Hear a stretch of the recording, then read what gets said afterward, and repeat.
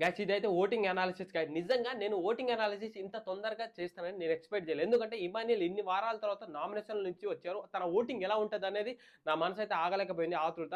నాకు ఆగడం కాదు, మీకు కూడా ఎలా అని ఎక్స్‌ప్లెయిన్ చేయాలనుకున్నా అసలు ఓటింగ్ లిస్ట్‌లో టాప్‌లో ఎవరున్నారు? టాప్‌లో వచ్చేసి కొంతసేపు ఇమాన్యుయల్ ఉంటే కొంతసేపు ఏమో కళ్యాణ్ ఉన్నారు. అంటే 1, 2 అవర్స్ అట్లా డిఫరెంట్ అవుతుంది.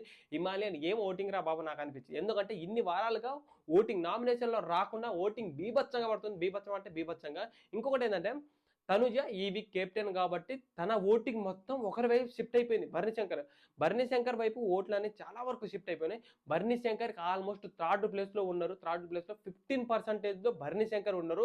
నిజంగా నేనైతే ఊహించలేకపోయాను ఇంత ఓటింగ్ పడతదని. ఇంకొకటేందంటే మనం నిన్న నామినేషన్ జరిగినప్పుడు ఇమాన్యుయల్‌తో చేసిన ఆర్గ్యూ ఇదిరా భరణి శంకర్ గేమ్ అంటే, అసలు భరణి శంకర్ ఇన్ని రోజులుగా గేమ్ ఎందుకు స్టార్ట్ చేయలే? ఇప్పుడు నా గేమ్ స్టార్ట్ చేసినప్పుడు టాప్ 5 ఉండే కంటెస్టెంట్‌లని అప్పుడు అనిపించింది. అంతవరకు అయితే నాకు అనిపియలేదు. ఎందుకంటే బాండింగ్ అనే ఆ రిలేషన్‌లో ఉన్నారు. తర్వాత ఫోర్త్ ప్లేస్‌లో వచ్చేసి డెమాన్ పవన్ 11% ఉంది. 11%లో అసలు డెమాన్ పవన్ రీతు విషయంలో గేమ్ పోతుందా? రీతు డెమాన్ పవన్ గేమ్ పోతుందా? అసలు వీళ్ళు కొట్టుకుంటారా? లేకపోతే మనకు మెంటల్ అనిపిస్తారా? ఏం అర్థం అవ్వలే. ఆ నామినేషన్ పాయింట్ కూడా నాకైతే వరస్ట్ అనిపించింది. చిన్న పిల్లగాళ్ళకే బిహేవ్ చేస్తున్నారేమో డెమాన్ పవన్ రీతు అని నాకు అనిపించింది. ఏమైనా మెచ్యూర్ లేదు. అది కొంచెం బయట మంచిగా పోర్ట్రేట్ అవుతున్నారని వాళ్ళు అనుకుంటున్నారు కానీ ఏం తెలుసు వాళ్ళకి బిగ్ బాస్ హౌస్ ఇప్పుడు ఫ్యామిలీ వీక్ కదా, చాలా వరకు హింట్ ఇస్తారులే, తెలిసిపోతుంది ఇవాళ అయితే.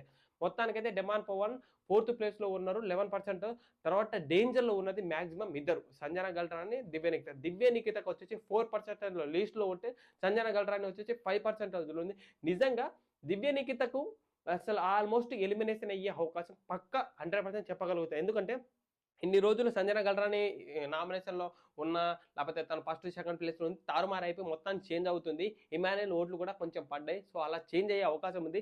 మాక్సిమం ఈ వీక్ అయితే ఒక లేడీ ఎలిమినేషన్ చూడబోతున్నారు. ఇంకొకటి దీనికి సంబంధించిన ఫుల్ వీడియో మన యూట్యూబ్ ఛానల్ క్లారిటీగా పిన్ టు పిన్ అప్లోడ్ చేశా.